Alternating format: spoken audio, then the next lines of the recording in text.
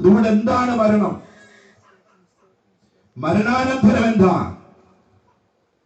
ഇതിന് വ്യക്തവും ദൃഢവുമായ മറുപടി വിശുദ്ധ ബൈബിളിലൂടെ പരിശുദ്ധാത്മാവ് നമുക്ക് നൽകുന്നുണ്ട്. പ്രാർത്ഥനയോടുകൂടി സമീപിക്കുന്ന ഏതൊരു വ്യക്തിക്കും വ്യക്തമായിട്ടും തന്റെ ആയുസ്സിനെ കുറിച്ചുള്ള അവബോധമുണ്ടാകുവാൻ പരിശുദ്ധ വചനം സഹായിക്കും.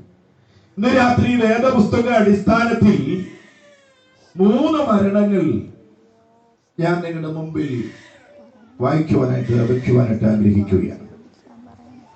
ഒന്നാമത്തത് ഉൽപ്പത്തി പുസ്തകം 2-ാമത്തെ അധ്യായം അതിന്റെ 17-ാമത്തെ വാക്യം.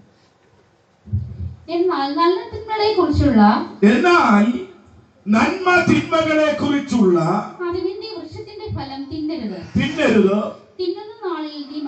തിന്നുന്ന നാളിൽ നീ മരിക്കും. ഇത് വേദപുസ്തക ഭാഷയിൽ ഇതിനെ ആത്മീക മരണം എന്നാണ് പറയുന്നത്. പഠന സൗകര്യാർത്ഥം ആത്മീക മരണം എന്നൊരു വാക്ക് വേദപുസ്തകത്തിൽ ഇല്ല എങ്കിലും പഠന സൗകര്യാർത്ഥം ആത്മീക മരണം എന്നാണ് ഇതിനെ കുറിച്ച് പറയുന്നത്. 2 യോഹന്നാന്റെ സുവിശേഷം